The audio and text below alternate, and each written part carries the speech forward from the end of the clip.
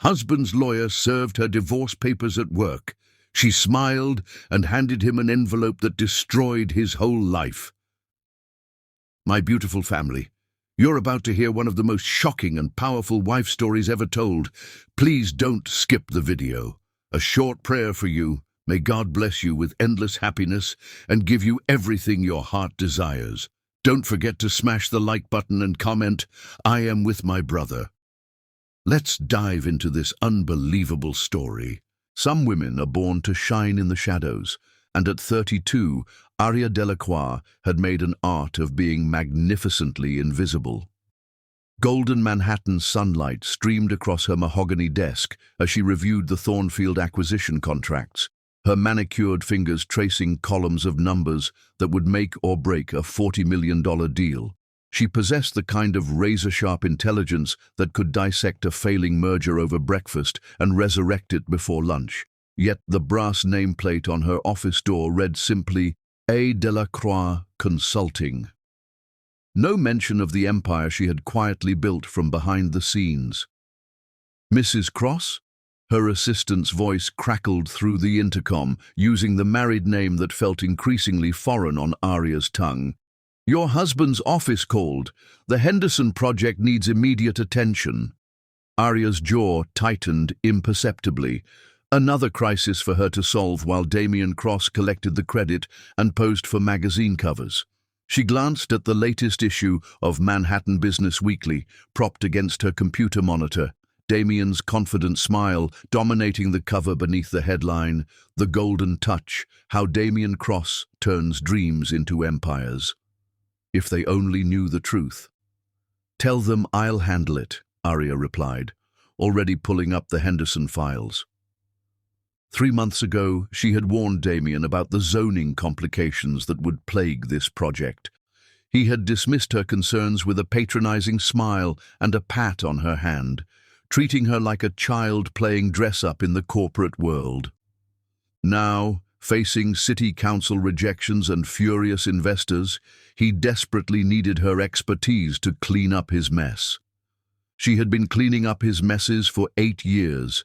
The irony wasn't lost on her that Aria Delacroix, the girl from Crown Heights who had clawed her way through Columbia Business School on scholarships and determination, now spent her days rescuing the ventures of a man who introduced her at parties as his lovely wife rather than his business partner. Her grandmother's voice echoed in her memory, words spoken on her wedding day with prophetic wisdom. Baby girl, a woman should always have a door she can walk through without asking for permission. Aria had kept her own doors. Her personal investment portfolio, carefully curated and legally separate from Damien's holdings, included controlling stakes in 2 major suppliers that formed the backbone of Cross Holdings' construction projects. Damien knew she had some investments, but he had never bothered to ask for details. In his world, wives collected art and planned charity galas. They didn't accumulate corporate power. His oversight would prove costly. The Henderson crisis consumed her morning, requiring delicate negotiations with city officials and a complete restructuring of the development timeline. By noon, she had salvaged the project and saved Damien's reputation again. Her phone buzzed with a text from him. Heard you worked magic on Henderson. Thanks, sweetheart. Dinner tonight with the Pemberton Group. Wear the blue dress. No acknowledgement of her brilliance. No gratitude for saving his $20 million investment. Just instructions on what to wear, as if she were his accessory rather than his salvation. Aria stared at the message until the screen went dark, seeing her reflection in the black surface. High cheekbones inherited from her Haitian grandmother, skin the color of rich coffee, eyes that held depths Damien had never bothered to explore. She was beautiful, successful, and utterly invisible in her own marriage. The Pemberton Group dinner was held at Le Bernardin, where crystal chandeliers cast prismatic light across tables filled with Manhattan's business elite. Aria wore the requested blue dress, a stunning sapphire creation that hugged her curves and made her skin glow, but she might as well have been wallpaper. The men discussed deals while their wives compared vacation homes and designer handbags.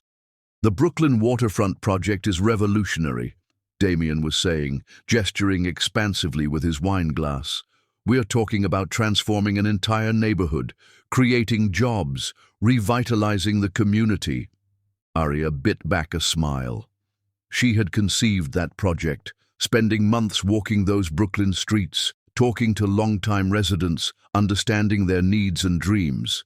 The community gardens, the affordable housing component, the local business incentives, all her ideas, now flowing from Damien's lips as if they had sprung fully formed from his mind.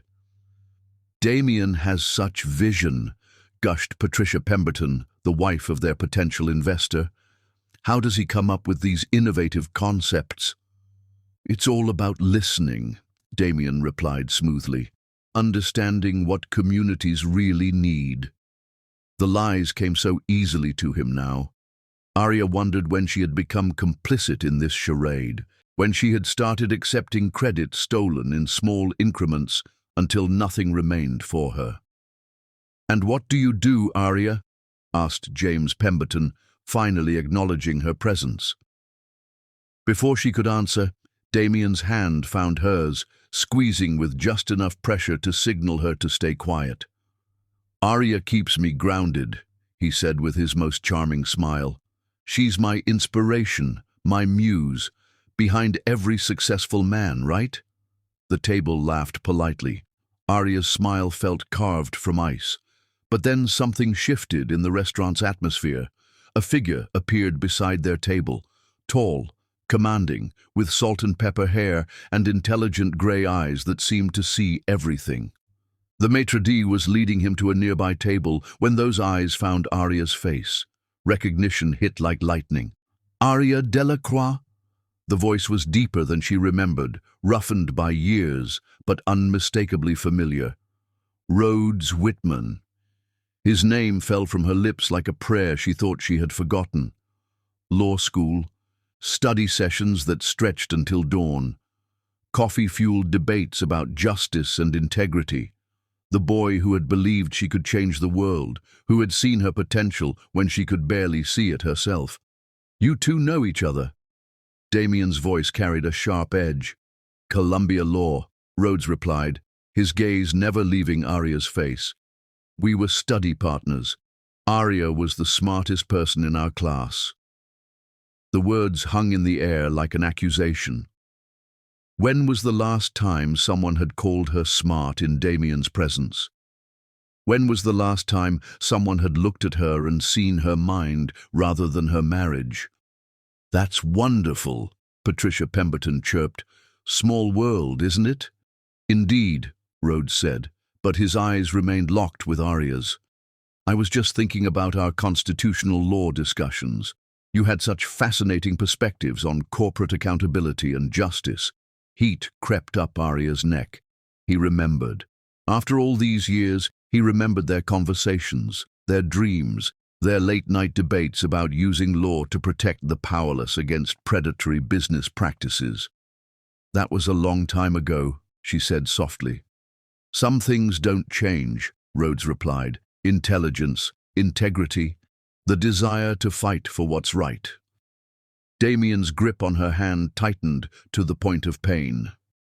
"Well, Arya's fighting days are behind her now. She's got better things to worry about than dusty legal theories." The dismissal was casual, practiced, devastating. Arya watched something flicker in Rhodes' eyes. Surprise, then understanding, then something that looked dangerously close to anger. "I'm sure she does," Rhodes said quietly. Then, to Arya, "Perhaps we could catch up sometime. I'd love to hear about your current work." "Arya doesn't work," Damien interjected with a laugh. "I'm lucky enough to take care of her. She keeps busy with charity events and such." The lie was so complete, so smoothly delivered, that for a moment even Arya questioned her own reality. But Rhodes' eyes never wavered from her face, and she saw something there that she hadn't seen in years, recognition of who she really was. "Of course," Rhodes said diplomatically. He handed her a business card, the gesture formal, but his fingers brushed hers deliberately. In case you ever need anything, legal advice, or just a friendly ear. After he was seated at his own table, the dinner conversation resumed, but Arya felt fundamentally changed. The business card burned in her palm, and she found herself stealing glances across the restaurant at the man who had once believed she could conquer the world. Rhodes Whitman, partner at Whitman and Associates, the boy who had become a man, who had found success on his own terms, who still looked at her as if she mattered, as if she were visible. On the drive home, Damien was unusually quiet, his jaw set in hard lines. When they reached their penthouse, he finally spoke. Old boyfriend. His tone was deceptively casual. Study partner, Arya corrected. I told you. He looked at you like he wanted to study more than law books. Arya said nothing, tucking the business card deeper into her purse. Some doors, once opened, could never be closed again. That night, as Damien slept beside her, Arya stared at the ceiling and remembered what it felt like to be seen, to be valued for her mind, her capabilities, her potential to change the world. She had forgotten that she was more than just Mrs. Cross. But Rhodes Whitman remembered, and in the darkness of her gilded cage, that memory felt like the first crack in a wall she hadn't even realized she had built around herself. Chapter 2. Forbidden Attraction. The business card haunted Arya's thoughts like a secret she couldn't stop touching. 3 days after the Pemberton dinner, she found herself staring at Rhodes Whitman's name embossed in elegant script, the card hidden beneath a stack of acquisition reports in her desk drawer. She had pulled it out 17 times since Tuesday, memorizing every detail, the address of his law firm, the curve of his signature, the way light caught the raised lettering. Each time, she tucked it away like contraband. Mrs. Cross? Her assistant's voice made Arya slam the drawer shut. The Riverside project team is here for the 10 o'clock meeting. Arya straightened, slipping back into her role as the invisible architect of Damien's success. The Riverside project, another one of her concepts being presented under her husband's name, needed her strategic guidance to navigate environmental concerns that could derail the entire development. For the next 2 hours, she dissected zoning laws, restructured timeline projections, and solved problems that had stumped Damien's highly paid consultants for weeks. The team hung on her every word, scribbling notes and nodding with the reverence usually reserved for industry legends. Brilliant as always, Mrs. Cross, said David Park, the lead architect. How did you think to approach the wetlands issue from that angle? Experience, Arya replied simply, though the truth was more complex. She had spent her childhood summers with her grandmother in Louisiana, learning to read the subtle signs of land that held water, understanding the delicate balance between development and preservation. That knowledge, combined with her business acumen, made her invaluable and invisible. After the meeting, Arya found herself walking through Central Park, needing air and space to think. The October afternoon was crisp, leaves painting the trees in shades of gold and crimson that reminded her of the warmth she had seen in Rhodes's eyes. Arya? She turned, heart stopping. Rhodes stood 20 feet away, looking distinguished in a charcoal coat, a leather briefcase in his hand, and something unreadable in his expression. I was hoping I might run into you, he said, approaching slowly as if she might bolt. I walk through the park most afternoons after court. Helps me think. I needed air, she admitted, then wondered why she felt compelled to explain herself to him. They fell into step together, the silence comfortable in a way that surprised her. This was dangerous territory, walking with another man, feeling the pull of attraction she hadn't experienced in years, but she couldn't bring herself to leave. You've done well for yourself, Arya said, noting the quiet confidence in his bearing. Senior partner at a respected law firm, from what I can see. Senior partner, actually. There was modest pride in his voice, but no arrogance. We handle corporate accountability cases mostly. David and Goliath situations, you could say. Arya smiled despite herself. Still fighting the good fight. Someone has to. He glanced at her sideways. What about you? Are you really not working, or was your husband just being protective the other night? The question hung between them like a bridge she could choose to cross or burn. Arya stopped walking, facing him fully for the first time. I consult, she said carefully. Strategic development, project management, crisis resolution. For cross-holdings. Among others. It wasn't exactly a lie, but it wasn't the whole truth either. Rhodes studied her face with the same intensity he had once reserved for contract law, and she felt exposed in a way that was both terrifying and exhilarating. The Brooklyn waterfront project, he said suddenly. The one your husband was discussing at dinner. The community integration aspects, the environmental safeguards, that was you, wasn't it? Heat flooded her cheeks. What makes you say that? Because I remember how you used to talk about responsible development, how you wanted to build bridges between communities instead of walls. That project sounds exactly like something you would design. The recognition in his voice was like sunlight after years of shadow. Someone saw her work. Someone understood what she was trying to accomplish. It doesn't matter who conceived it, she said quietly. What matters is that it gets built right. It matters, Arya. His voice was fierce, urgent. Your ideas, your brilliance, it matters. You matter. The words hit her like a physical force. When was the last time someone had told her she mattered? When was the last time she had believed it herself? Rhodes, she began, but he stepped closer, and the words died in her throat. I never forgot you, he said softly. Even after law school, even through my marriage and divorce, even when years passed without contact, I never forgot the woman who could argue constitutional law until 3 a.m. and still have energy to solve the world's problems.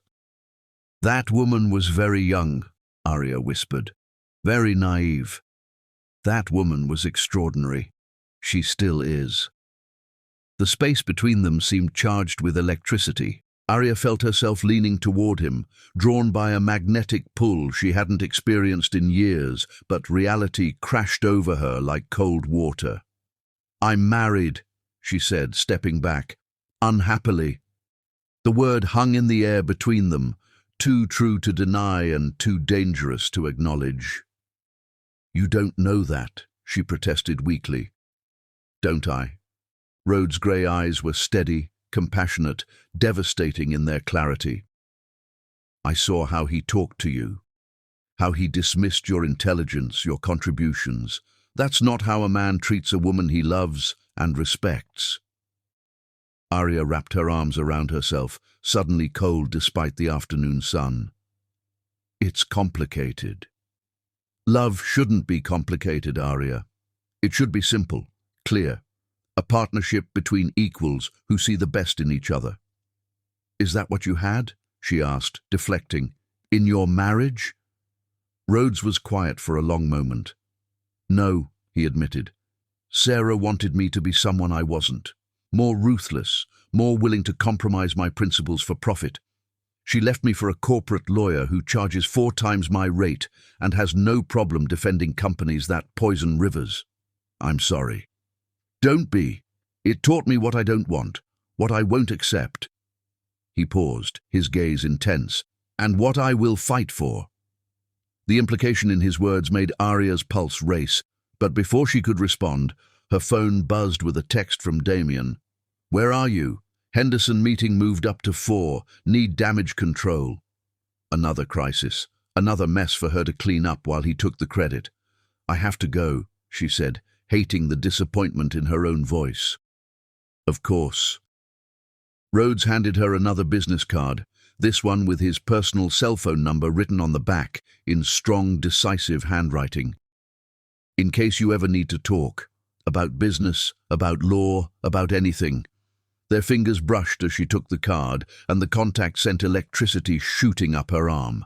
For a moment, they stood frozen, connected by touch and possibility, and the weight of everything unspoken between them. Then Arya pulled away, tucking the card into her coat pocket next to her heart. "Take care of yourself, Arya," Rhodes said softly. "You deserve so much more than being invisible." She walked away without looking back, but she felt his eyes on her until she disappeared around the corner. All the way to her car, her skin tingled where he had touched her, and her mind replayed his words. "You deserve so much more than being invisible." The Henderson meeting was exactly what she expected. Damien in full charm mode, deflecting blame while she presented the solutions she had crafted to save the project. The investors left satisfied, the crisis averted, and Damien basked in praise for his brilliant strategy. "Couldn't have done it without my secret weapon," he told the room with an indulgent smile, as if Arya were a lucky charm rather than the architect of their salvation. That night, Damien was in a celebratory mood, booking dinner reservations at their favorite restaurant and suggesting they invite friends to join them. But Arya felt like she was watching her life through glass, separate from the laughter and conversation swirling around her.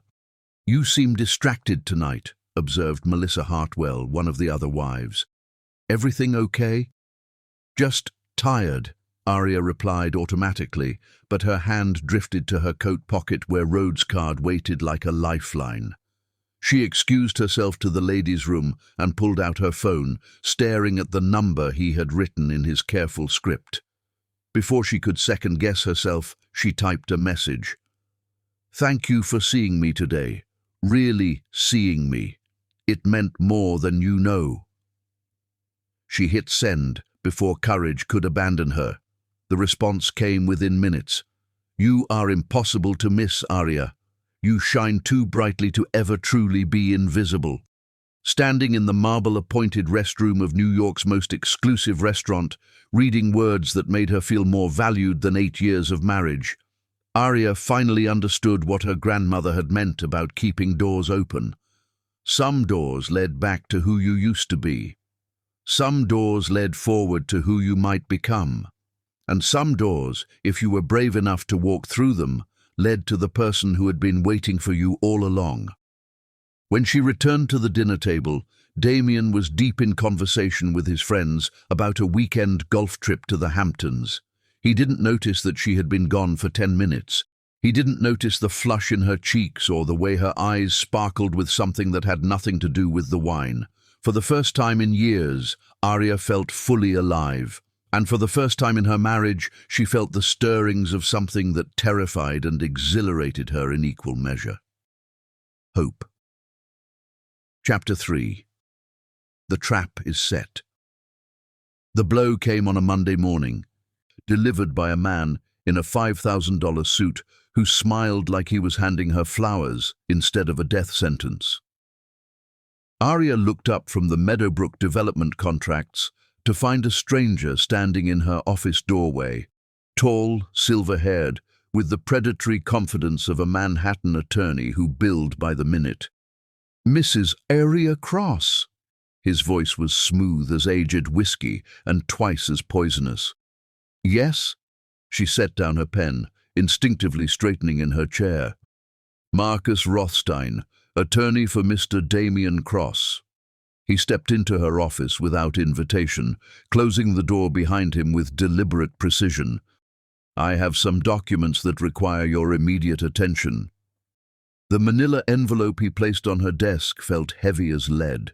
Inside were legal papers crisp with formality and malice, the words, "Petition for Dissolution of Marriage," stamped across the top in letters that seemed to burn through the page.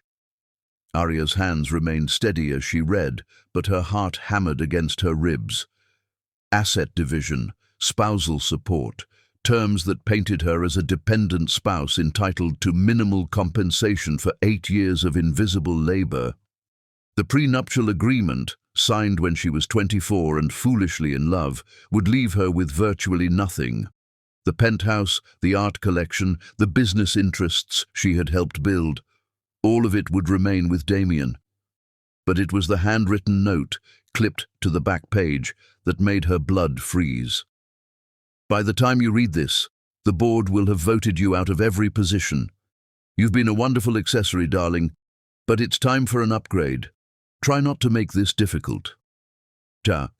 Rothstein watched her read with the satisfaction of a cat who had cornered a mouse. Mr. Cross has asked me to expedite these proceedings. He's prepared to be generous with temporary support if you sign quickly and quietly. Arya set the papers down with hands that betrayed nothing of the earthquake happening inside her chest.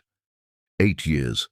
8 years of building his empire, solving his crises, saving his reputation while he collected credit and magazine covers. 8 years of being the invisible architect of his success, and this was how it ended, with a lawyer's smirk and a note that reduced her to an accessory. "I'll need time to review these documents," she said, her voice steady as granite. "Of course." Rothstein straightened his tie. "Mr. Cross hopes you'll see reason. Fighting this would be unproductive for everyone involved." The threat was elegant in its subtlety. Arya had seen Damien destroy people who crossed him, using his wealth and connections to bury them so thoroughly they disappeared from their own industries. He expected her to fold, to accept his terms, to vanish quietly into the shadows she had occupied for so long.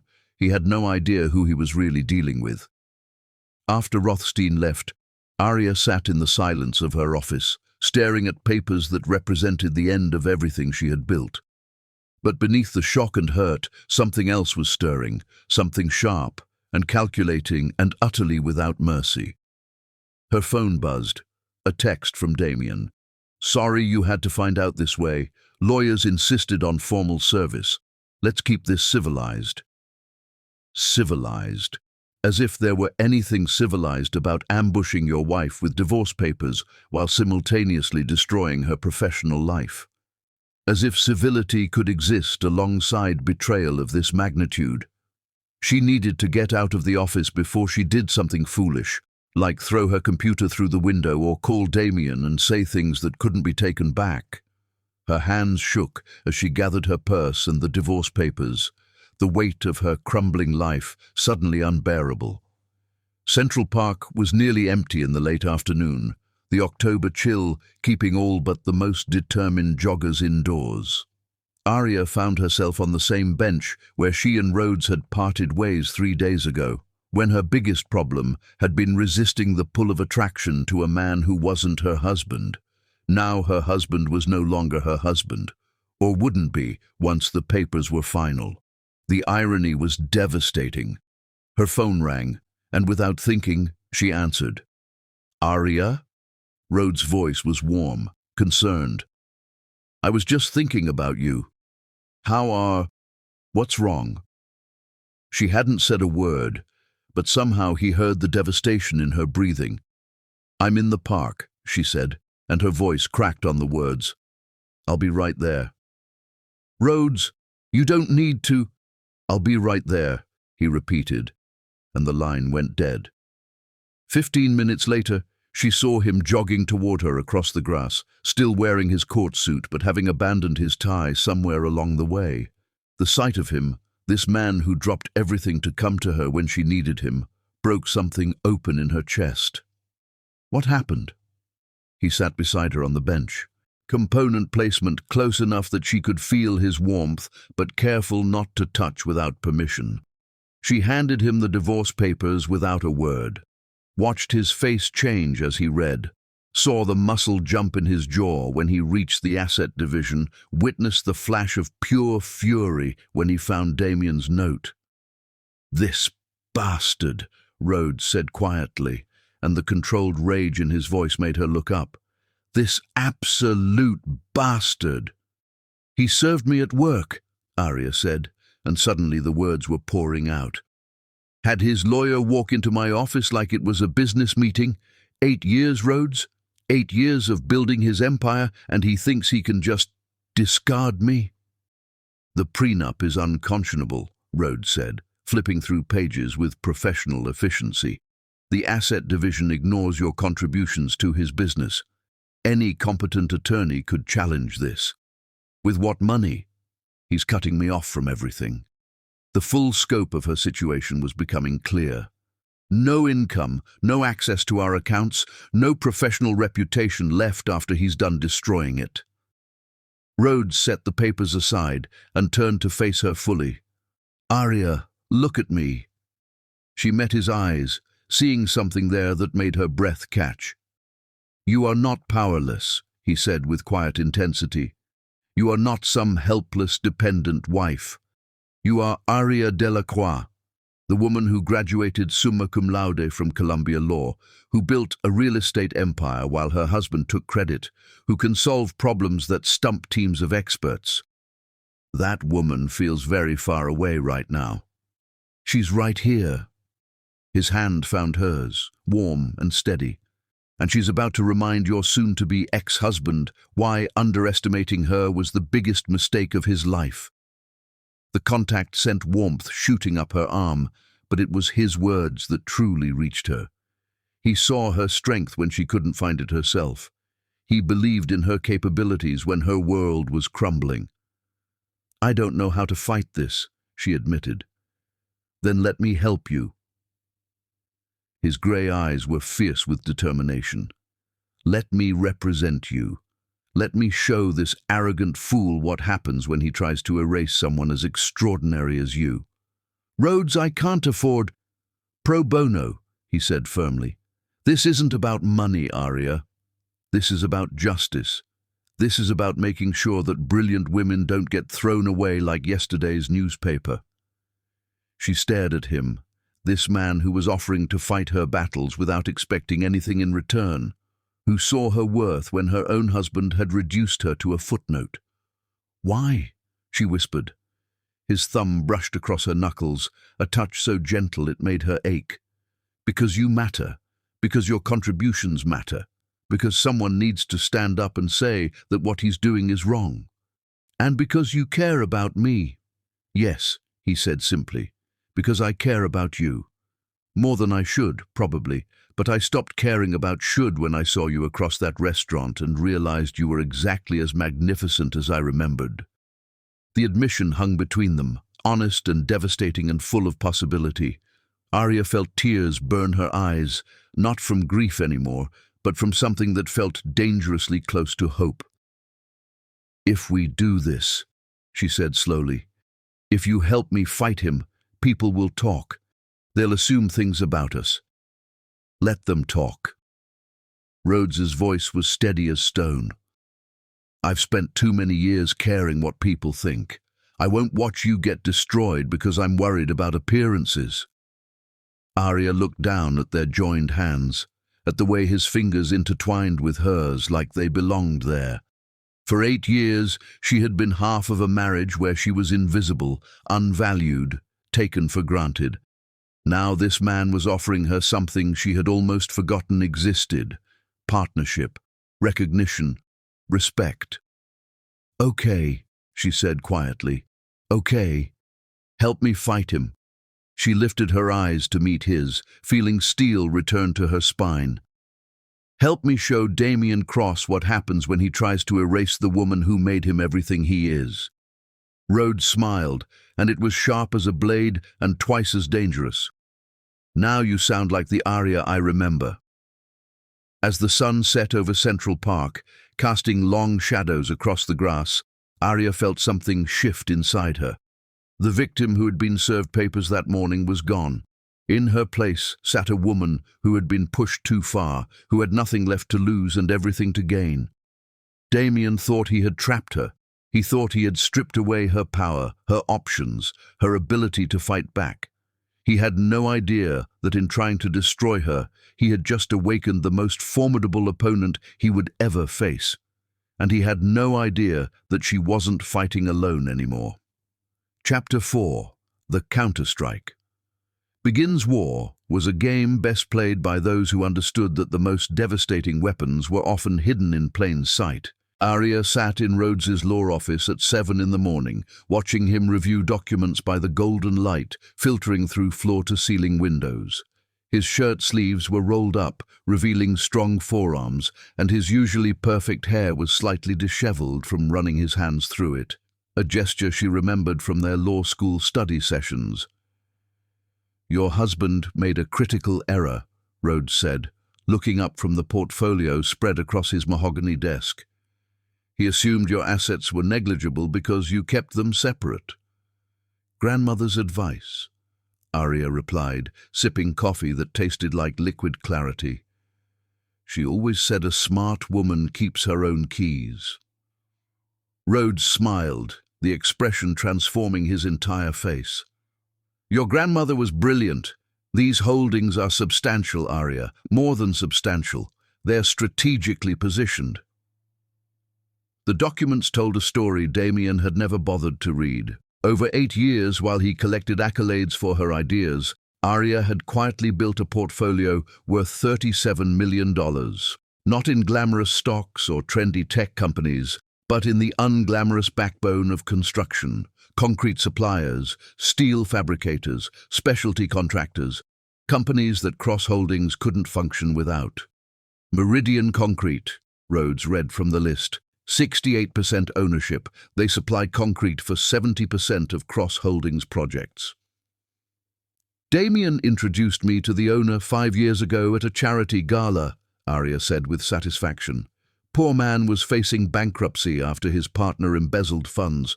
I helped him restructure his debt and invested in exchange for controlling interest." "And Atlas Steel Fabrication?" "Same story, different crisis. Family business, 3rd generation, facing closure due to market changes. I invested in their modernization and expansion." Arya leaned back in her chair, feeling power flow through her veins like wine. "Damien thinks I spend my days shopping and planning dinner parties. He has no idea that I've been building my own empire." Rhodes stared at her with something approaching awe. "You've been playing chess while he's been playing checkers. For 8 years. The satisfaction in her voice was unmistakable.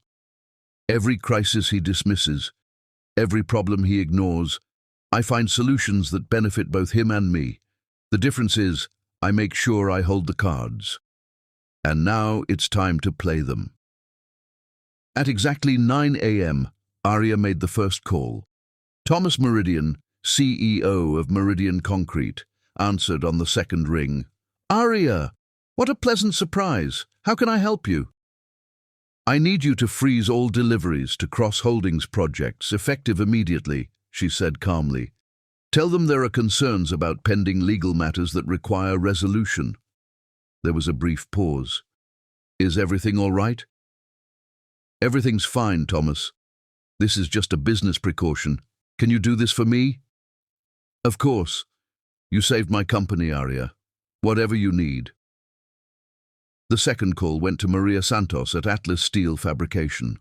The conversation was nearly identical, the result exactly the same. By 10 a.m., construction on 4 major Cross Holdings projects had ground to a halt. By noon, Damien's phone was ringing off the hook with angry contractors, furious investors, and panicked project managers demanding answers he didn't have. Rhodes watched Arya orchestrate the chaos with professional admiration and something deeper, more personal. "Remind me never to get on your bad side," he said as she ended her final call. "This is just the beginning," Arya replied, but there was no cruelty in her voice, only cold justice. "He wanted to destroy me. Fine. Let's see how his empire functions without the woman who actually built it." Her phone buzzed with an incoming call from Damien. She declined it, letting it go to voicemail. Then another call. Another decline. By the 5th attempt, Rhodes raised an eyebrow. "Aren't you curious what he has to say?" "I know exactly what he has to say. First confusion, then anger, then attempted negotiation." Arya's smile was sharp as winter glass. "I've watched him handle crises for 8 years. He follows the same pattern every time." As if to prove her point, her phone buzzed with a text. "What the hell is happening with the suppliers? Call me immediately." Then another. "Arya, this is serious. People are asking questions." And finally, "We need to talk. Whatever this is, we can work it out." "Right on schedule," she murmured, showing Rhodes the messages. "You really do know him well." "I know him perfectly. That's why this is going to work." Arya stood, gathering her purse and the portfolio of documents. "He thinks in straight lines: attack, defend, win, lose. He can't conceive of a strategy that plays out over years." "Where are you going?" The question in Rhodes' voice made her pause. There was something territorial in his tone, something that spoke to feelings he was trying to keep professional. "Home to Pack," she said. "I think it's time I moved out of the penthouse. Can't have him claiming I'm living off his generosity while we're in litigation." "Where will you go?" The concern in his grey eyes made her chest tighten with emotions she wasn't ready to examine. "I have a place. A brownstone in Brooklyn Heights I bought 3 years ago as an investment property. It's been renovated but never occupied." "You bought real estate without telling him?" "I bought it through a shell corporation, legal, ethical, and completely private." Arya smiled at his expression. "Rhodes, I may have been invisible in my marriage, but I was never powerless. I just let him think I was." The revelation seemed to affect him profoundly. He stood, moving closer until she could smell his cologne, something crisp and masculine that made her remember what it felt like to be desired by a man who saw her true worth. "Arya," he said softly, "you are the most extraordinary woman I've ever known." The compliment hit her like sunlight after years of shadows. When was the last time Damien had called her extraordinary? When was the last time he had looked at her with the admiration she saw in Rhodes's eyes? "I should go," she said, but made no move to leave. "Should," Rhodes repeated, stepping closer. That word again. "This is complicated. You're getting divorced. It's the least complicated your situation has been in years." He was right, but that didn't make it simple.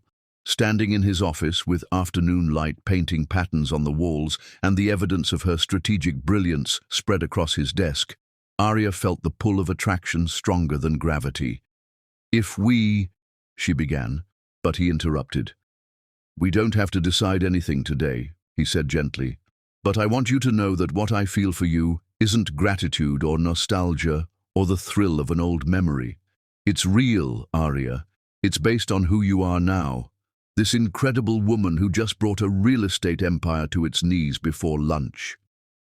Heat flooded her cheeks. "Rhodes." "I'm not going anywhere," he said simply. "Whatever you need, however long this takes, I'm here." The promise hung between them, honest and patient and full of possibilities that made her heart race. For 8 years, she had been the one providing support, solving problems, being endlessly available for someone who never returned the favor. Now, this man was offering her the same unconditional loyalty she had always given, but never received. Her phone rang again, Damien, persistent as always, but she ignored it, lost in Rhodes's steady gaze. "I should really go pack," she said finally. "Let me help you." "Rhodes, you don't need to." "I want to." His voice was firm, leaving no room for argument. "Besides, I want to see this secret brownstone of yours." The drive to Manhattan was quiet, both of them lost in thought as the city streamed past the windows of Rhodes's BMW. At the penthouse, Arya felt like a stranger revisiting a life that no longer fit. Everything looked the same: the imported Italian marble, the carefully curated art collection, the panoramic views of Central Park, but she saw it now through different eyes. This wasn't her home.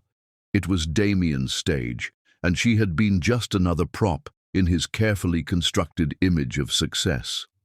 "How long were you planning this?" Rhodes asked, watching her pack with the efficiency of someone who had mentally rehearsed this moment. "Planning what?" "Your escape. This wasn't a spontaneous decision, was it?" Arya folded a silk blouse, considering how much to reveal. After the first time he took credit for one of my projects, I started protecting myself. I didn't know it would end like this, but I knew someday I might need my own resources. Remarkably prescient. My grandmother used to say that a woman who doesn't prepare for independence will find herself dependent on men who don't deserve her.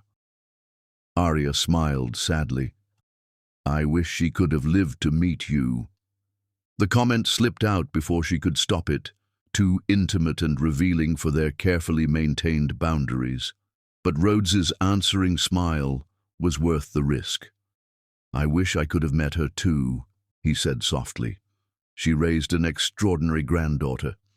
As the sun set over Manhattan, painting the penthouse in shades of gold and amber, Arya finished packing 8 years of her life into 4 suitcases. It should have felt like an ending, but with Rhodes helping her carry boxes and making quiet observations that revealed how closely he was paying attention to everything about her, it felt more like a beginning. Tomorrow, Damien would wake up to discover that his wife, the woman he had dismissed as a decorative accessory, had vanished along with the foundational elements of his business empire. Tomorrow, the real war would begin. But tonight, for the first time in years, Arya fell asleep with the certainty that she wasn't fighting alone. Chapter 5. Building the Case. The women who gathered in Arya's Brooklyn Heights brownstone Thursday evening looked like they belonged in a magazine spread about elegant entertaining, but they had come for blood. I still can't believe you actually did it, whispered Patricia Pemberton, accepting a glass of wine from Arya's hand. When I got your invitation, I thought it was a book club or charity planning committee. This is much more important than charity, replied Victoria Ashford, formerly Victoria Chen, whose divorce from tech mogul Richard Ashford had made headlines 2 years ago. This is justice. Arya surveyed her guests with satisfaction. 6 women, all exquisitely dressed, all bearing scars from battles with powerful men who had underestimated them. Patricia Pemberton, whose husband James had tried to hide assets during their divorce. Victoria, who had discovered her ex-husband's tax evasion schemes. Maria Santos, who had survived a marriage to a construction magnate with ties to organized crime. And 3 others whose stories had intersected with Damien Cross in ways that left them hungry for retribution. Ladies, Arya said, raising her glass of wine, thank you for coming. I believe we all share something in common besides impeccable taste in attorneys. Laughter rippled through the room, but it had teeth. We've all been married to men who confused wealth with worth, said Elena Rodriguez, whose ex-husband had been one of Damien's early business partners. Men who thought marriage licenses were ownership papers. Men who stole our ideas and called them inspiration, added Catherine Wright, a former architect whose designs had been appropriated by her developer husband, with Damien's enthusiastic encouragement. Arya nodded, feeling the electric energy of women who had been pushed too far. I asked you here because I know Damien has affected all your lives, Arya began, her voice carrying quiet steel. Some of you lost money when he defaulted on deals. Some watched him steal credit from your husbands, then destroy them when they protested. And some of you, she looked directly at Elena, have evidence of his illegal practices that you've been waiting for the right moment to use. Elena's smile was sharp as a blade. I've been saving those offshore account records for a very special occasion. Consider this that occasion. For the next 3 hours, they shared stories, documents, and evidence that painted a picture of Damien Cross as a serial predator who used charm and connections to exploit everyone around him. Tax avoidance schemes that bordered on fraud, bribes to city officials disguised as consulting fees, shell companies designed to hide assets and launder money. Rhodes arrived at 10 o'clock, having spent the evening reviewing legal precedents for their case. Arya introduced him to the group as the attorney who's going to help us make sure justice is served, and watched their faces light up with predatory satisfaction. Ladies, Rhodes said, settling into the chair Arya offered him, what you've compiled here is extraordinary. This level of evidence, financial records, correspondence, witness testimony, it's enough to destroy him completely. That's the idea, said Victoria with relish. The question is how to use it strategically, Rhodes continued, his gaze finding Arya's. We want to maximize impact while staying within legal boundaries. Patricia leaned forward. What's our timeline? The divorce proceedings begin in earnest next week, Arya replied. But this goes beyond my divorce. This is about making sure he can never do to another woman what he's done to all of us. After the women left, exchanging contact information and promises to stay in touch, Arya found herself alone with Rhodes in her living room. The brownstone, her secret retreat, felt different with him in it. Warmer, more alive. You were magnificent tonight, he said, helping her carry glasses to the kitchen. Watching you orchestrate that meeting was like watching a masterclass in strategic thinking. It felt good, Arya admitted, loading the dishwasher. For 8 years, I felt like I was fighting alone. Tonight, I realized I never was. There were women everywhere who had been hurt by him, waiting for someone to organize them. You're not just fighting for yourself anymore. I'm fighting for all of us. Rhodes moved closer, close enough that she could see the flecks of gold in his grey eyes, close enough to feel the heat radiating from his body. Arya, I know. She turned to face him fully, her heart hammering against her ribs. This is complicated. It doesn't have to be. His hand came up to cup her cheek, thumb brushing across her skin with infinite gentleness.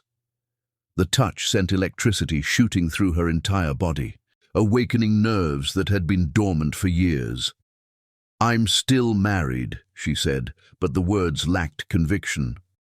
To a man who served you divorce papers and tried to destroy your life, Rhodes replied. To a man who never deserved you and clearly doesn't want you. But legally, you're separated. Emotionally, you've been divorced for years. His other hand found her waist, pulling her closer. When was the last time your husband looked at you the way I'm looking at you right now? The question hit her like a physical blow. When was the last time Damien had looked at her with desire, with admiration, with anything other than casual indifference? I don't remember, she whispered. I remember the first time I looked at you, Rhodes said softly. September 15th, first day of constitutional law. You wore a blue dress and sat in the front row, and when Professor Martinez asked about equal protection, you raised your hand and gave an answer that made half the class rethink everything they thought they knew about justice. The memory made her breath catch. You remember what I wore? I remember everything about that day. I remember thinking that I was in the presence of someone extraordinary, someone who was going to change the world. His thumb traced her lower lip, making her shiver. I was right. You did change the world. You changed mine. Rhodes, she began, but he was already leaning down, and when his lips touched hers, every rational thought fled her mind. The kiss was gentle at first, tentative, asking permission. But when she melted against him, her hands fisting in his shirt, he deepened it with a hunger that matched her own. Years of suppressed longing poured between them, the careful boundaries they had maintained crumbling like paper in rain. I've wanted this for so long, he murmured against her mouth. Wanted you for so long. We shouldn't, she said, even as her body pressed closer to his. Why not? Give me one good reason that isn't about what other people might think or what's technically proper. She tried to find reasons, but they felt flimsy compared to the solid reality of his arms around her, the way he looked at her like she was precious and powerful and perfect exactly as she was. I'm scared, she admitted finally. Of what? Of this being another mistake, of getting my heart broken again, of losing myself in another relationship where I give everything and get scraps in return. Rhodes pulled back just enough to meet her eyes, his hands framing her face with infinite tenderness. "Arya, listen to me. I am not Damien. I would never dismiss your intelligence, never steal credit for your work, never treat you like an accessory in my life. You are extraordinary, and I would spend every day making sure you never forget it." The promise in his voice broke something open in her chest. How long had it been since someone had promised to cherish her rather than diminish her? "What if? No what ifs," he said firmly. "We're both adults. We both know what we want. And what I want is you. Not someday when it's convenient or proper, but right now, while you're in the middle of claiming your power and fighting for your future." He was right. She was tired of living by other people's rules, tired of denying herself happiness because it might complicate things. Her marriage was over in everything but paperwork. Her future was uncertain but entirely her own to shape. And this man, this brilliant, principled, devastatingly attractive man, wanted her exactly as she was. "Okay," she whispered. "Okay?" Instead of answering with words, she kissed him again, pouring 8 years of loneliness and frustration into the contact. He responded with matching intensity, his hands tangling in her hair, his body pressing her against the kitchen counter with delicious urgency. "Upstairs," she gasped against his mouth, and he needed no further invitation. Her bedroom was bathed in moonlight streaming through tall windows, casting everything in silver and shadow. Rhodes looked at her with something approaching reverence, his hands gentle as he reached for the buttons of her blouse. "Are you sure?" he asked, even as his fingers worked the silk free. "I'm sure," she said, and meant it with every fiber of her being. What followed was unlike anything she had ever experienced. Rhodes worshipped her body with the same patience and thoroughness he brought to legal briefs, learning every curve and hollow, discovering what made her gasp and arch and forget her own name. He made her feel beautiful, desired, powerful, everything Damien had slowly eroded over 8 years of casual neglect. Afterward, she lay in his arms, her head on his chest, listening to his heartbeat slow to normal. For the first time in years, she felt completely at peace. "No regrets?" he asked softly, his fingers tracing patterns on her bare shoulder. "None," she said, and was surprised to discover it was true. "You?" "Only that we waited this long." She smiled against his skin, feeling something shift inside her. Tomorrow would bring new challenges, new battles in her war against Damien. But tonight she had remembered what it felt like to be valued, cherished, seen. Tonight she had remembered that she deserved to be loved by someone worthy of her love in return. And as she drifted off to sleep in Rhodes's arms, she knew that whatever came next, she would face it as a woman who had reclaimed not just her power, but her right to happiness. Chapter 6. The Point of No Return. Some battles were won with words, others with evidence, but the most decisive victories came from knowing your enemy's secrets better than they knew them themselves. Arya stood in the marble lobby of Cross Holdings at precisely 9 in the morning, watching the security guard's expression shift as he recognized her. 3 days ago, she would have walked through these doors as Mrs. Damien Cross, the invisible architect of the empire surrounding them. Today, she was something far more dangerous, a woman with nothing left to lose. "Mrs. Cross," the guard stammered, clearly uncertain of protocol. "Mr. Cross isn't expecting you." "No," Arya replied with a smile that would have made sharks nervous. "He isn't." Rhodes emerged from the elevator bank, flanked by 2 process servers and carrying a briefcase that contained 8 years' worth of legal ammunition. He wore his courtroom armor, a perfectly tailored navy suit that made his grey eyes look like storm clouds, and moved with the controlled confidence of a man about to destroy someone who richly deserved it. "Good morning, Arya," he said formally, though his eyes held warmth reserved only for her. "Are you ready for this?" I've been ready for 8 years. The elevator ride to Damien's penthouse office was silent, but Arya could feel the tension radiating from Rhodes like heat from a forge. Last night had changed everything between them, not just physically, but strategically. They were no longer attorney and client. They were partners in every sense of the word. Damien's secretary tried to block their entrance, but process servers had legal authority that trumped corporate gatekeeping.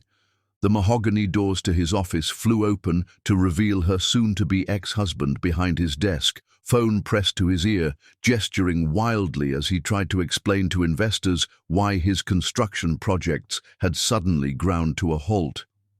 Temporary supplier issue, nothing more, he was saying, but the sweat beading on his forehead told a different story.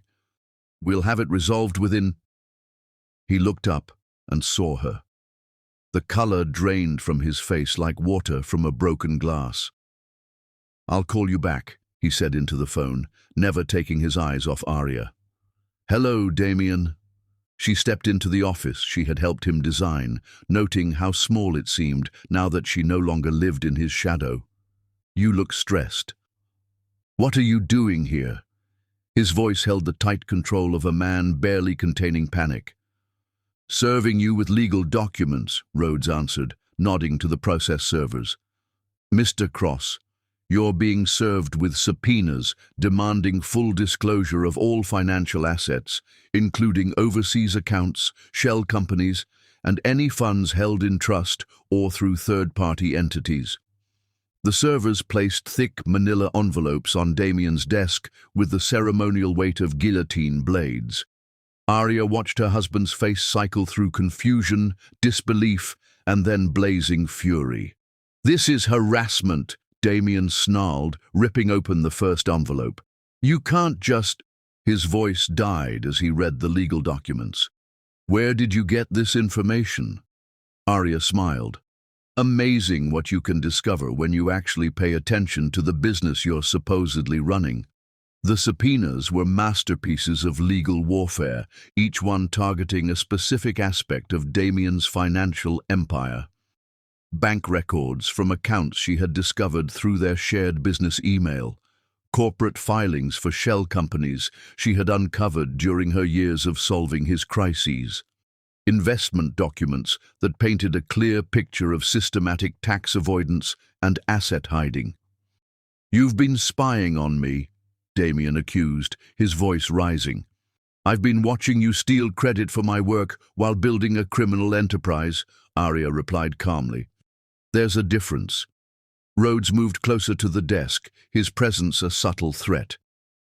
Mr. Cross, I should inform you that failure to comply with these subpoenas will result in contempt of court charges. The financial penalties alone would be substantial, not to mention the criminal implications. Criminal? Damien laughed, but the sound was brittle with desperation. You're bluffing. The Meridian Steel account in the Cayman Islands, Arya said conversationally, the one you used to pay bribes to city planning officials. Did you really think I wouldn't notice patterns in your unusually high approval rates? The blood drained from Damien's face so quickly, Arya thought he might faint. Or the Luna Holdings Shell Company, she continued, enjoying his growing panic. The one that owns property in your name but pays no taxes because it's registered in Delaware through a Panamanian subsidiary. Very creative, but also very illegal. You can't prove any of this. Actually, she can. Rhodes opened his briefcase and withdrew a folder thick enough to use as a weapon. Bank statements, wire transfer records, email communications, recorded phone calls, 8 years' worth of evidence that you've been systematically defrauding the IRS, bribing officials, and laundering money through fake construction projects. Damien stared at the folder like it contained his own death warrant. How? You gave me access to everything, remember? Arya's voice was silk over steel. Shared passwords, joint accounts, business email systems.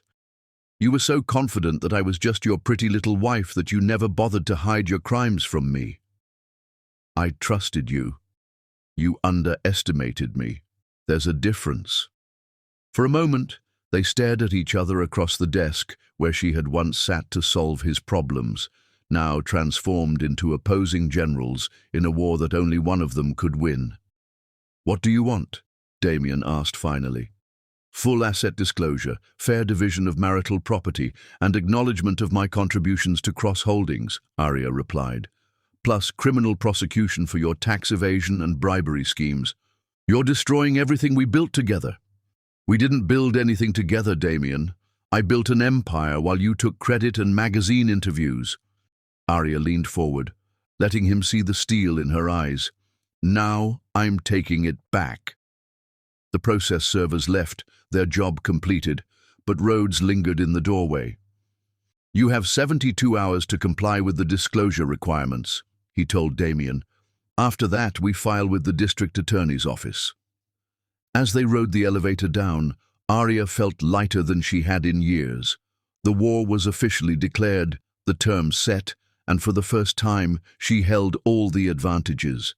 But Damien wasn't finished fighting. The first sign of his counterattack came that afternoon. Arya's phone rang as she reviewed documents in Rhodes' office, his name appearing on her screen with the persistence of a stalker. "Let it go to voicemail," Rhodes advised, but Arya shook her head. "Better to know what he's planning." Damien's voice was tight with controlled rage. "You think you're so smart, but you forgot one thing. I have connections, resources, friends in high places. I can make your life very difficult." "Is that a threat?" Arya asked, putting the phone on speaker so Rhodes could hear. "It's a promise. Cross me, and I'll destroy you in ways you can't imagine. I'll ruin your reputation, your career, your chances of ever working in this city again. Damien, and your boyfriend better watch his back too.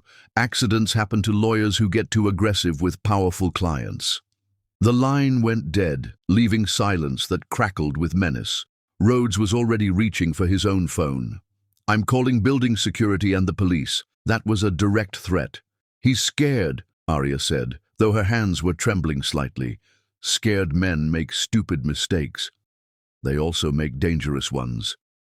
By evening, Damien's retaliation was in full swing.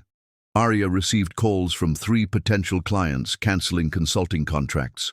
Rhodes's firm was suddenly audited by the State Bar Association for irregularities in client representation. Their photographs appeared on a gossip blog with speculation about their affair and questions about the ethics of a lawyer sleeping with his client. "He's playing dirty," Rhodes said as they reviewed the damage from Arya's brownstone, "but he's also overplaying his hand." "How so?" "Everything he's doing proves our case. The threats, the attempts to intimidate us, the misuse of his connections to harm our careers, it all supports our argument that he's a man who abuses power and destroys people who cross him." Arya curled into the corner of her sofa, feeling the weight of the day settle on her shoulders. "I knew he would fight back, but seeing him try to hurt you because of me." Rhodes sat beside her, pulling her into his arms. "Hey, this isn't your fault. He's the one choosing to escalate this into something ugly. But you're suffering because you chose to help me." "I'm not suffering." His voice was firm, certain. "I'm fighting for something worth fighting for someone worth fighting for."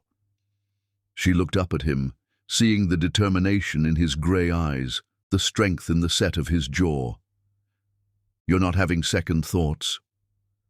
"About representing you? About us?" "Never." He cupped her face in his hands, thumbs brushing away tears she didn't realize she was crying. "Arya, I've spent my entire career fighting for justice, for people who couldn't fight for themselves. But I've never fought for anything as important as this." "This case?" "You." The word hung between them, simple and devastating. "I'm fighting for you. For us, for the chance to build something real together." She kissed him then, pouring all her gratitude and fear and hope into the contact. He responded with matching intensity, reminding her that she wasn't alone in this battle anymore. "He thinks he can intimidate us into backing down," Rhodes murmured against her lips. He doesn't know us very well. No, he doesn't. He thinks you're the same invisible woman who let him steal credit for 8 years. He has no idea he's fighting a force of nature. That night, as they made love with desperate intensity, Arya felt the last of her old self slip away. The woman who had accepted scraps and lived in shadows was gone. In her place stood someone harder, smarter, more dangerous, someone who had finally learned that the most devastating weapon was the truth wielded by a woman with nothing left to lose. Tomorrow would bring new attacks, fresh cruelties, escalating warfare, but tonight, in Rhodes' arms, she felt invincible. Let Damien do his worst. She had already survived his best. Chapter 7. Love and War. The young man waiting outside Arya's brownstone looked like Damien Cross stripped of 22 years, and all pretense, with the same sharp cheekbones but eyes that held integrity instead of calculation. Arya paused on her front steps, keys in hand, studying the stranger who had clearly been waiting for her return from the grocery store. He was tall and lean, with dark hair and intelligent eyes that seemed to catalogue everything about her, her guarded posture, the way her hand moved instinctively to her phone, the careful distance she maintained. "Mrs. Cross?" His voice was younger than his appearance suggested, though it carried an odd formality. "I'm Sterling Cross. I think we need to talk." The surname hit her like cold water. She knew Damien had a son from his first marriage, a child he mentioned occasionally in passing, usually in the context of custody payments or obligatory holiday visits, but she had never met him. Damien kept his previous life carefully compartmentalized, as if acknowledging his failures as a father might tarnish his image as a successful businessman. "Sterling," she said carefully, "you're Damien's son." "Unfortunately." The word carried a weight of pain that made her reconsider her instinct to retreat. "Could we talk, please? I have information you need to hear." Against every survival instinct screaming in her head, Arya found herself opening her front door. "Come in, but I should tell you that anything you say might be used in legal proceedings against your father." "I'm counting on it." Sterling followed her into the living room, his eyes taking in the elegant space with obvious appreciation. "Nice place. He doesn't know about this, does he?" "How did you know that?" "Because he's been ranting for days about how you disappeared without a trace, how you're probably staying in some fleabag hotel plotting your revenge." Sterling's smile held no humor. "He has no idea you've been building your own empire while he wasn't paying attention."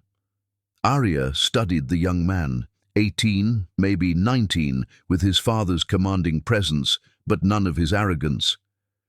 "Why are you here, Sterling?"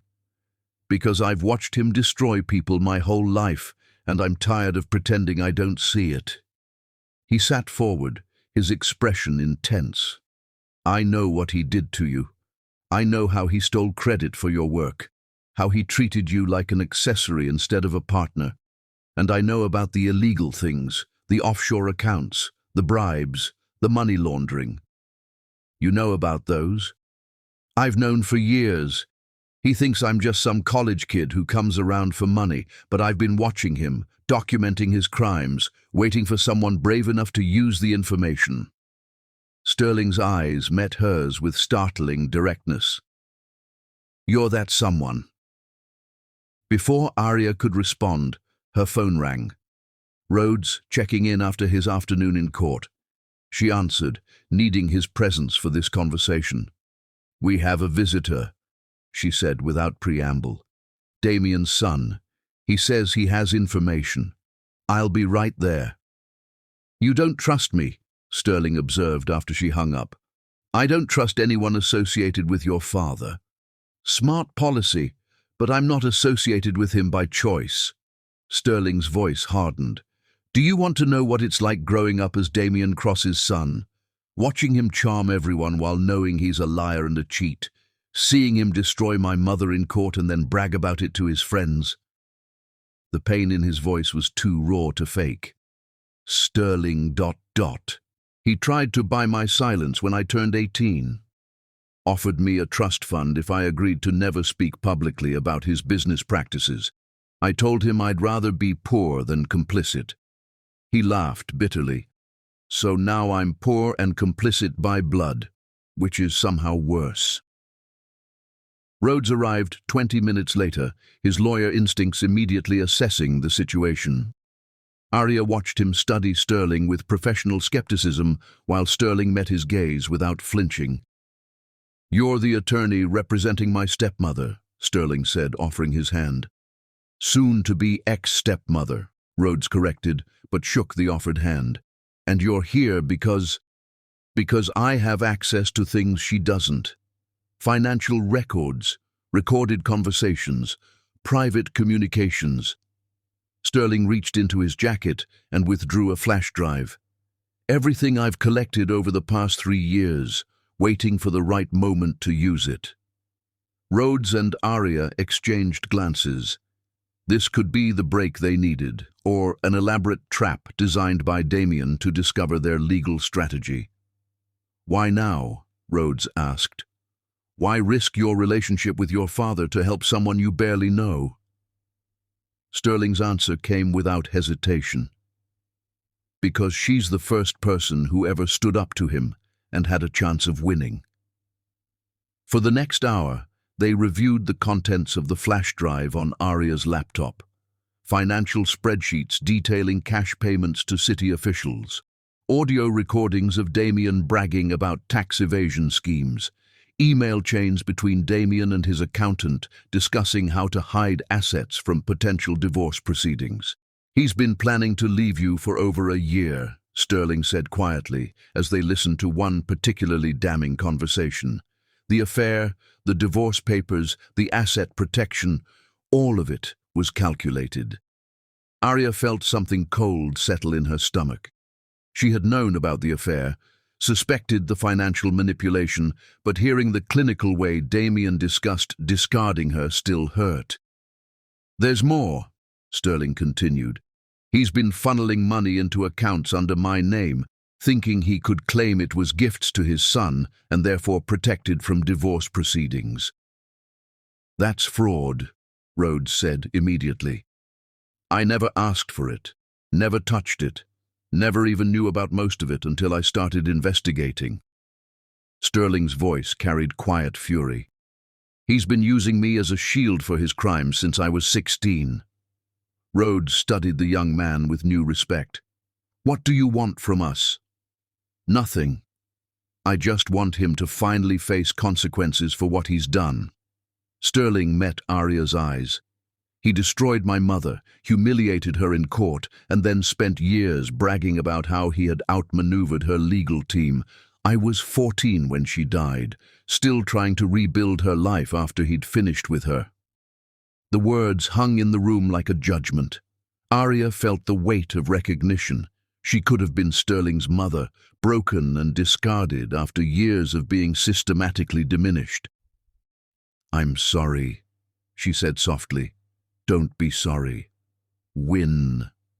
Sterling's voice was steel wrapped in velvet. "Use everything I've given you to destroy him so completely that he can never do this to anyone else." As Sterling prepared to leave, he turned back to Arya. "For what it's worth, I think you're extraordinary. I've watched you solve problems he couldn't even understand, seen you build strategies that saved projects everyone else had given up on. You deserved so much better than him." After he left, Arya and Rhodes sat in silence, processing the magnitude of what they had gained and what it meant. "This changes everything," Rhodes said finally. "With Sterling's evidence, we don't just have a divorce case. We have criminal prosecution, civil lawsuits, complete financial destruction." "His own son," Arya murmured. "His own son hates him enough to testify against him. That should tell you something about the man you married." She looked at Rhodes, this man who saw her worth and fought for her happiness, and felt a wave of gratitude so intense it was almost overwhelming. "What did I do to deserve you?" You were brave enough to fight back." He pulled her into his arms, holding her with the careful intensity of someone who understood how precious and fragile happiness could be. "You were strong enough to survive him and brilliant enough to defeat him. We're really going to do this, aren't we? We're going to destroy him." "We're going to expose him," Rhodes corrected. "Justice will destroy him. We're just going to make sure it happens." That night, they made love with desperate intensity, as if the approaching court date had compressed all their emotions into these stolen moments. Rhodes worshipped her body like a man memorizing every curve and hollow, every sigh and gasp, storing up sensations against an uncertain future. "Whatever happens," he whispered against her skin, "I want you to know that meeting you again, fighting beside you, loving you, it's been the greatest privilege of my life." "Don't talk like this is goodbye," Arya said, threading her fingers through his hair. "It's not goodbye. It's preparation for whatever comes next." He raised himself up to look at her, his grey eyes serious in the moonlight. "I love you, Arya. Not just the brilliant woman who's been hiding in plain sight for 8 years, but the warrior who emerged when she finally had enough." "I love you too," she admitted, the words feeling like both surrender and victory. "I love your integrity, your compassion, the way you see the best in people even when they can't see it themselves." They held each other in the darkness, two people who had found love in the middle of a war, knowing that tomorrow would bring new battles and fresh challenges. But tonight, they had each other. Tonight, they had Sterling's evidence and the promise of justice. Tonight, they had everything they needed to win. Chapter 8. The Boardroom Coup. The morning of the court hearing dawned grey and ruthless, Manhattan wrapped in fog that seemed to mirror the uncertainty hanging over Arya's carefully constructed battle plan. She stood at the floor-to-ceiling windows of her brownstone, watching the city wake up while Rhodes reviewed their final strategy from the dining room table. Coffee cups and legal documents created a landscape of preparation around him, his shirt sleeves rolled up and his hair slightly disheveled from running his hands through it. A gesture she had learned signaled deep concentration. "The investors agreed to meet us at Cross Holdings at 9, he said, without looking up from the contract modifications. James Pemberton, Victoria Ashford, and Marcus Chen, 3 of the most powerful voices on his board of directors. 3 people I introduced to Damien personally," Arya replied, turning away from the window. 3 people whose trust he's about to lose forever, along with their financial backing. The irony was exquisite. For 8 years, Arya had been Damien's secret weapon in securing investors, using her analytical brilliance and natural charm to convince wealthy individuals to trust Cross Holdings with their money. She had cultivated relationships, solved problems, and maintained the confidence that kept capital flowing into Damien's projects. Now those same relationships would become the instruments of his destruction. At 8:30, Arya and Rhodes arrived at Cross Holdings to find the 3 investors already waiting in the building's marble lobby, their faces grim with the knowledge of what they were about to witness. James Pemberton, whose pension fund had invested $40 million in Damien's developments. Victoria Ashford, whose tech fortune had funded 3 major projects. Marcus Chen, whose family's construction empire had been built on trust and integrity, values that made Damien's crimes particularly offensive to him. "Are you certain about this evidence?" Marcus asked, as they rode the elevator to the executive floor. "Because if we move forward and you're wrong—" "We're not wrong," Rhodes replied firmly. "The documentation is irrefutable." "And you're prepared to testify that you introduced these investors to Mr. Cross based on your analysis of his projects?" he asked Arya. "I'm prepared to testify that I conceived, designed, and managed every project they invested in while Damien took credit and collected fees." Arya's voice was steady as stone. "I'm prepared to testify that their money was secured through my expertise and protected by my oversight, not his." The boardroom of Cross Holdings was exactly as Arya remembered. Polished mahogany, floor-to-ceiling windows overlooking Central Park, and an atmosphere of masculine power that had always made her feel like an intruder in her own success. But today, walking in beside Rhodes with three of Manhattan's most influential investors at her back, she felt like she belonged there. Damien was already present, flanked by his attorney Marcus Rothstein and two board members who looked distinctly uncomfortable with the emergency meeting they had been summoned to attend. His face cycled through confusion, recognition, and then blazing fury as he realized what was happening. "What is the meaning of this?" he demanded, rising from his chair at the head of the table. "Sit down, Damien," James Pemberton said coldly. "We're here to discuss the future of Cross Holdings and your role in it." "My role? I am Cross Holdings. Are you?" Victoria Ashford opened her leather portfolio and withdrew a thick folder. "Because the evidence suggests that your wife has been the actual architect of every successful project this company has undertaken in the past 8 years." The folder hit the table with the weight of revelation. Financial analyses in Arya's handwriting.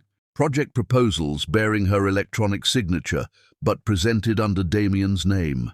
Email chains showing her solving crises while he took public credit for the solutions. "This is ridiculous," Damien blustered, but sweat was beading on his forehead. "Arya is my wife, not my business partner. She doesn't have the expertise to—" "The Riverside Project," Marcus Chen interrupted, consulting his own files. "Environmental impact mitigation that saved us $12 million in penalties. Who designed that strategy?" Damien opened his mouth, then closed it, clearly caught between lying to investors who would soon discover the truth anyway and admitting his dependence on the woman he was currently divorcing. "The Brooklyn waterfront development," Victoria continued. "Community integration protocols that turned a potential public relations disaster into a model for responsible urban development. Who conceived that approach?" We worked together." "No, Damien." Arya spoke for the first time since entering the room, her voice cutting through his stammering with surgical precision. "I worked. You took credit." She stood, moving to the presentation screen at the front of the room, and activated a PowerPoint that Rhodes had helped her prepare.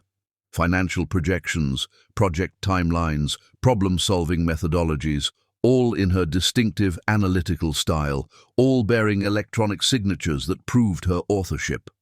"The Henderson Project," she said, clicking to the first slide. "Zoning complications that threatened a $20 million investment.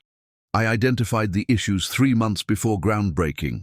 I negotiated with city officials. I restructured the development timeline to comply with environmental regulations." Another click. "Damien's contribution was taking photographs with city council members after I had resolved all the issues."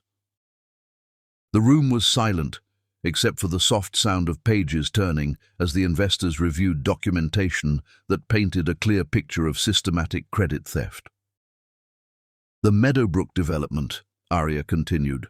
"Soil instability that required complete foundation redesign. I brought in geological consultants, restructured the engineering specifications, and managed a crisis that could have bankrupted the project." She looked directly at Damien. "Your contribution was giving interviews about your innovative problem-solving approach." "That's enough," Damien said, his voice tight with rage. "No," Marcus Chen replied. "It's not nearly enough. Miss Cross, please continue." For the next 30 minutes, Arya systematically dismantled 8 years of lies. Project after project where her expertise had saved investments, her strategic thinking had solved problems, and her relationship skills had maintained crucial partnerships. The investors listened with growing outrage as the scope of the deception became clear. "Gentlemen, lady," Rhodes said when Arya finished her presentation, "I believe you now understand the situation. The woman you trusted to protect your investments has been systematically erased from the record of her own accomplishments." "This is a witch hunt," Damien protested. A bitter divorce proceeding that has no place in this boardroom. Actually, Victoria Ashford said with icy precision, this has everything to do with our investments, because if Arya leaves Cross Holdings, our projects lose the strategic mind that made them successful in the first place. James Pemberton nodded. Which brings us to the reason for this meeting. We're prepared to support new leadership for Cross Holdings, conditional on certain management changes. The contract they placed on the table was elegant in its simplicity. A restructuring agreement that would transfer operational control of Cross Holdings to a new executive team, with Arya as Chief Strategic Officer and the 3 investors as primary board members. Damien would retain his title as founder and a minority stake in the company, but real power would reside with the people who could actually run the business successfully. You can't do this, Damien said, but his voice lacked conviction. We can and we are, Marcus replied. Our investment agreements include clauses allowing for leadership changes in cases of fiduciary breach or operational incompetence. Your systematic misrepresentation of company capabilities qualifies on both counts. Besides, Victoria added with a smile that would have made wolves nervous, Arya has agreed to stay with the company under new management. Without her, you have no credible leadership for projects worth over $200 million. Arya watched Damien's face as the reality of his situation penetrated his arrogance. He could fight the restructuring and lose everything when the investors withdrew their support, or he could accept minority status in the empire he had built on stolen credit. What guarantee do I have that this isn't just revenge? He asked desperately. You don't, Arya replied simply. But then, you never gave me any guarantees either. The investors signed the restructuring agreement with ceremonial solemnity, each signature another nail in the coffin of Damien's unchallenged authority. When the documents were complete, Arya found herself holding a contract that made her the effective head of the company she had always run from the shadows. Congratulations, Chief Strategic Officer Cross, James Pemberton said, shaking her hand. I think this company is going to be more successful than it's ever been. As the meeting broke up and the investors departed, Damien sat alone at the boardroom table, staring at papers that reduced him to a figurehead in his own company. The man who had dismissed her as his lovely wife now faced the prospect of watching her succeed in roles he could never fill. This isn't over, he said, as Arya and Rhodes prepared to leave. Yes, it is, Rhodes replied calmly. The only question now is whether you accept your diminished role gracefully or force us to pursue criminal charges for your financial crimes. Outside Cross Holdings, Arya and Rhodes stood on the sidewalk, breathing air that tasted like freedom and victory. How do you feel? He asked, studying her face in the morning light. Powerful, she said, surprising herself with the word. For the first time in 8 years, I feel powerful. Good. Because this afternoon, we finish him in court.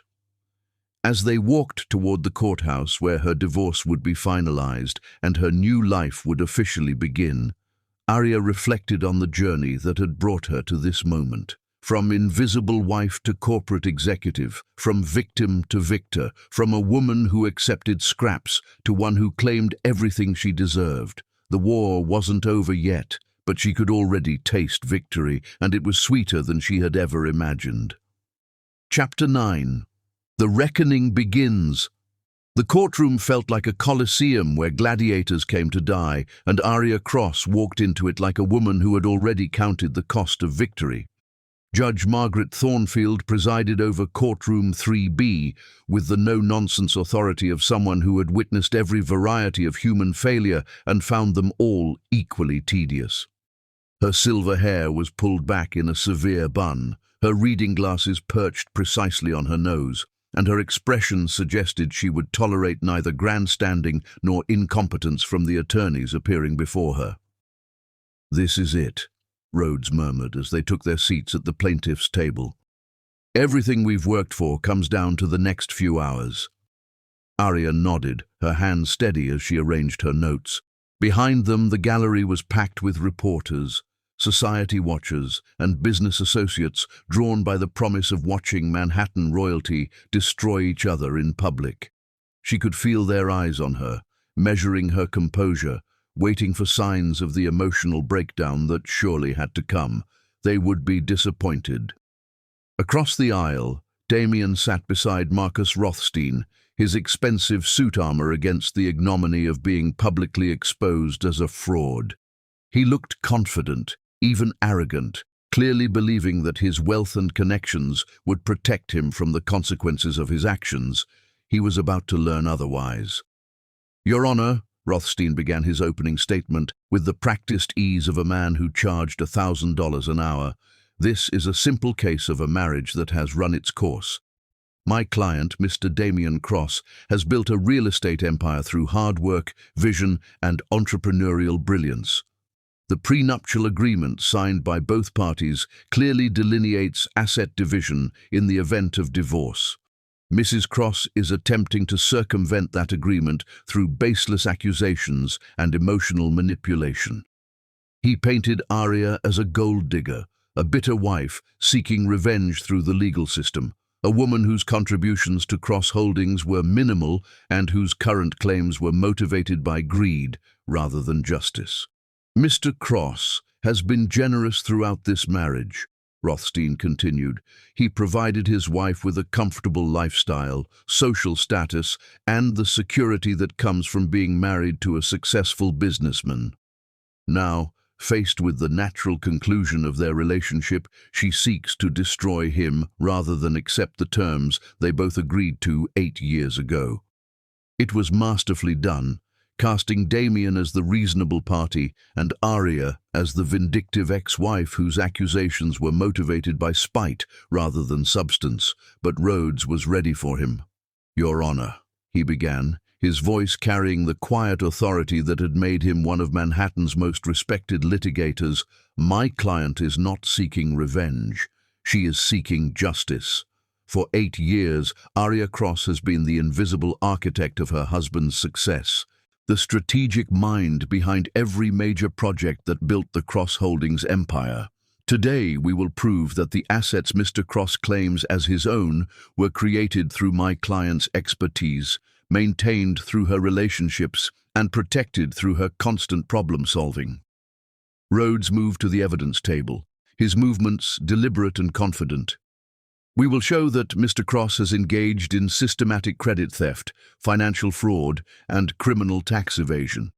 We will demonstrate that without my client's contributions, Cross Holdings would have collapsed years ago, and we will prove that the prenuptial agreement was signed under conditions of financial misrepresentation that render it null and void." The first witness was James Pemberton, who testified about Aria's role in securing his initial investment in Cross Holdings. "Mrs. Cross presented the most thorough financial analysis I had ever seen," he said under Rhodes's questioning. "She had identified every potential risk, developed mitigation strategies, and created profit projections that proved accurate to within 2% over a 3-year period. It was her expertise that convinced me to invest, not her husband's charm." "And who did you believe was responsible for this analysis at the time?" "Mr. Cross presented it as his own work. I only learned the truth this week when Mrs. Cross showed me the original documents in her handwriting." Victoria Ashford testified next, describing how Aria had personally guided her through complex zoning issues that threatened the Brooklyn waterfront project. "She understood regulatory law better than most attorneys," Victoria said. "She could see problems that wouldn't manifest for months and develop solutions that others missed entirely. Every conversation I had with her made me more confident in my investment. Every conversation with her husband made me less so." Marcus Chen's testimony was particularly damaging, as he detailed how Aria had saved the Meadowbrook development from collapse through innovative engineering solutions. "Without her intervention, we would have lost $40 million, he said flatly. Mr. Cross contributed nothing to that solution except his signature on documents she had prepared. Rothstein's cross-examination was aggressive but ineffective. He couldn't challenge the documented evidence of Aria's authorship, couldn't dispute the timeline of her problem-solving, couldn't explain away the stark contrast between her strategic thinking and Damien's superficial understanding of his own projects. Then Sterling Cross took the stand.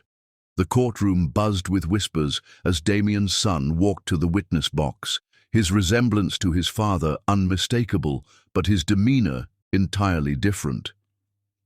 Where Damien projected arrogance, Sterling carried himself with quiet dignity. Where Damien commanded attention, Sterling simply deserved it. "Mr. Cross," Rhodes began, "what is your relationship to the defendant?" "He is my biological father," Sterling replied, his voice steady, "though he has never acted in that capacity." The words hung in the courtroom like an indictment. Damien shifted uncomfortably in his chair, clearly unprepared for his son's public declaration of their relationship. "Can you tell the court about your observations of the marriage between your father and Mrs. Cross?" "I witnessed my stepmother solve problems that my father created through incompetence or carelessness. I watched her work 18-hour days to save projects he had endangered through poor planning.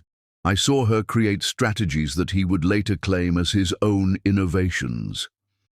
"Did you ever hear your father acknowledge Mrs. Cross's contributions?" "Never in public. Privately, he would sometimes joke about how lucky he was that his wife was smarter than he was, but publicly he maintained the fiction that she was simply a supportive spouse." Rothstein's objection was overruled, and Sterling continued his testimony with devastating precision. He described overhearing conversations where Damien planned to divorce Aria while hiding assets. He detailed his father's systematic tax evasion and money laundering schemes. He presented recorded phone calls where Damien bragged about manipulating regulatory officials through bribes. "Mr. Cross," Rhodes said finally, "why are you testifying against your own father?" Sterling looked directly at Damien for the first time since taking the stand. "Because someone has to speak for the people he's destroyed. My mother, my stepmother, every investor who trusted him based on work that wasn't his own, every employee who lost their job when projects failed due to his incompetence." "Objection!" Rothstein leaped to his feet. "The witness is making speeches, not answering questions." "Sustained," Judge Thornfield said, but her expression suggested she was finding Sterling's speeches more informative than most of the legal arguments she had heard. The afternoon brought financial experts who dissected Damien's hidden assets, forensic accountants who traced money through labyrinthine shell companies, and former employees who testified about Aria's behind-the-scenes problem-solving. But the most devastating testimony came from Dr. Elena Rodriguez, the wife of Damien's former business partner. "Mrs. Cross called me 3 days ago," Elena said under direct examination. "She asked if I would be willing to share what I knew about my late husband's business relationship with Mr. Cross." "And what did you know?" Eleanor opened her purse and withdrew a small digital recorder. "My husband suspected that Mr. Cross was stealing intellectual property and hiding assets. Before he died, he gave me this recording of a conversation between them." The courtroom fell silent as Eleanor activated the device. Damien's voice filled the space, clear and unmistakable, discussing how to transfer assets offshore to avoid divorce settlements and how to claim credit for projects developed by subordinates and spouses. "That wife of mine is worth her weight in gold," the recording captured him saying. "Too bad she's too trusting to realize how much I'm stealing from her." The words hit the courtroom like a physical blow. Several people gasped audibly. Reporters scribbled frantically. Damien's face went white as he realized that his own words had just destroyed any remaining credibility he might have had. Judge Thornfield called for a brief recess, and Aria found herself surrounded by the controlled chaos of a legal victory that was still unfolding. He's finished, Rhodes said quietly. Even if we stopped here, the judge has enough evidence to void the prenup and award you everything. But we're not stopping here, Arya replied, watching Damien huddle with his attorney at the defendant's table. He destroyed too many people to get off with just financial penalties. The criminal referral will happen automatically now. Tax evasion, bribery, fraud. He's looking at serious federal charges. Arya nodded, feeling the weight of 8 years lifting from her shoulders. Justice was finally within reach, complete and devastating and long overdue. But as court prepared to resume for final arguments, she knew the most satisfying moment was still to come. Tomorrow, when the judge rendered final judgment, Damien Cross would learn what it felt like to lose everything to someone he had dismissed as powerless. Tomorrow, the invisible woman would finally be seen, and her victory would be absolute. Chapter 10. Empire of Justice. The gavel fell like thunder, and with it, 8 years of invisible servitude shattered into 1,000 pieces of sweet, devastating justice. In the matter of Cross versus Cross, Judge Thornfield announced, her voice cutting through the packed courtroom with surgical precision, this court finds the prenuptial agreement null and void due to financial misrepresentation and fraud. Furthermore, based on overwhelming evidence of Mrs. Cross's contributions to the marital estate, the court awards her 75% of all Cross Holdings assets, including real property, business interests, and liquid assets. Arya felt the words wash over her like cleansing rain. 75%. Not the scraps Damien had tried to leave her with, not the minimal settlement his lawyer had demanded, but recognition of what she had actually built. Additionally, Judge Thornfield continued, the court is referring this matter to the District Attorney's Office for investigation of tax evasion, bribery, and money laundering charges against Mr. Damien Cross. The courtroom erupted. Reporters scribbled frantically while photographers captured Damien's face, white as paper, eyes wide with the shock of a man who had never imagined consequences could find him. His empire, built on stolen credit and criminal schemes, was crumbling in real time. But Arya wasn't watching him anymore. She was looking at Sterling, who sat in the gallery with tears streaming down his face, not of sadness, but of relief that justice had finally found his father. Furthermore, the judge added, raising her voice above the commotion, the court orders immediate transfer of operational control of Cross Holdings to Mrs. Arya Cross, effective today. It was over. Not just the marriage, not just the divorce proceedings, but the entire 8-year nightmare of being erased from her own success. She was free, vindicated, and more powerful than she had ever dared imagine. Rhodes leaned close, his breath warm against her ear. How does it feel to be visible? Terrifying, she admitted, then smiled. And absolutely perfect. As they gathered their documents and prepared to leave, Damien approached their table. His expensive suit couldn't disguise the defeat written in every line of his body. This isn't over, Arya, he said, but his voice lacked conviction. Yes, it is. She stood to face him, no longer the invisible woman he had dismissed for so long. It's been over since the moment you underestimated me. I made you, he said desperately. Without me, you would never have had the opportunities. Without you, I would have had credit for my own work 8 years sooner. Her voice was calm, final. Goodbye, Damien. Sterling waited for them in the courthouse hallway, his eyes bright with emotion. I'm sorry, he said to Arya. I'm sorry it took me so long to find the courage to help you. You found it when it mattered, she replied, surprising herself by pulling him into a hug. Your testimony made the difference. What happens now? He asked. Arya looked at Rhodes, seeing her own certainty reflected in his grey eyes. Now we build something better, something honest. 3 weeks later, Arya stood in the executive office that had once belonged to Damien, but the space had been completely transformed. Gone were the masculine leather and dark wood that had proclaimed male dominance. In their place, floor-to-ceiling windows that flooded the room with natural light, contemporary furniture that prioritized function over intimidation, and photographs of actual project sites instead of magazine covers featuring her ex-husband's face. The nameplate on her desk read, Aria Delacroix, Chief Executive Officer. She had reclaimed her maiden name along with her empire. "The Henderson project is ahead of schedule," Sterling reported, consulting his tablet as he delivered the weekly update. At 19, he had proven himself a gifted project coordinator with his father's charisma but his stepmother's ethics. "The community integration initiatives are working exactly as you designed them." Aria smiled. Sterling had chosen to stay with the company after Damien's arrest, preferring to rebuild something positive from the wreckage of his father's legacy. The FBI had taken Damien into custody the previous week, facing charges that would likely result in decades in federal prison. "The Riverside development?" she asked. "Environmental assessments complete, all permits approved, community support at 92%.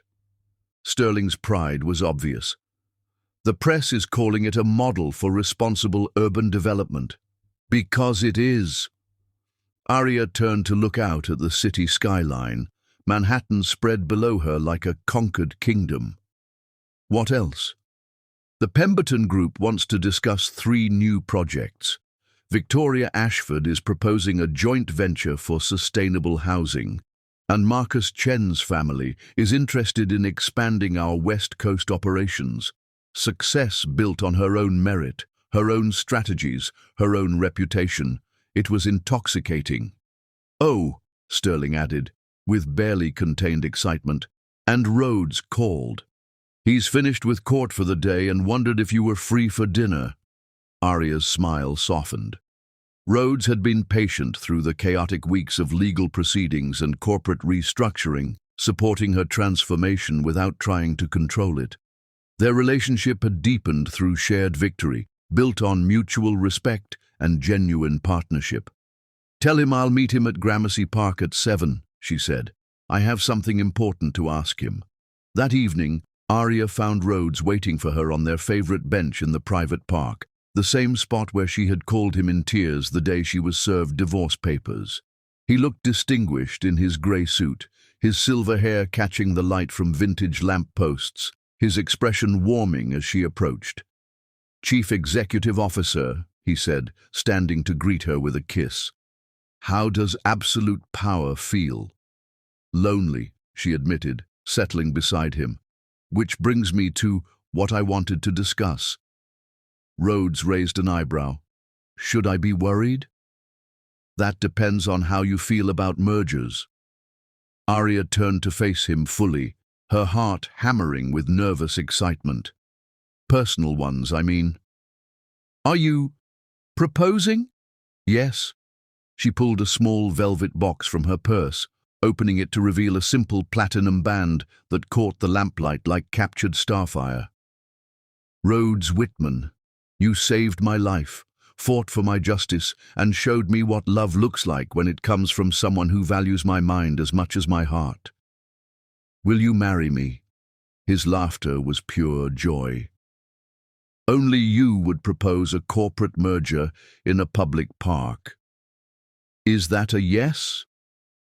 Instead of answering with words, he kissed her with the passion of a man who had waited his entire life for this moment. When they broke apart, both breathless, he took the ring from the box and slipped it onto his own finger. "It's a yes to everything," he said, "to marriage, to partnership, to building an empire together based on respect instead of exploitation."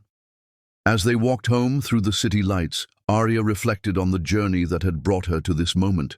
She had lost a husband who never valued her, but gained a partner who saw her true worth. She had lost the illusion of a perfect marriage, but gained the reality of perfect justice.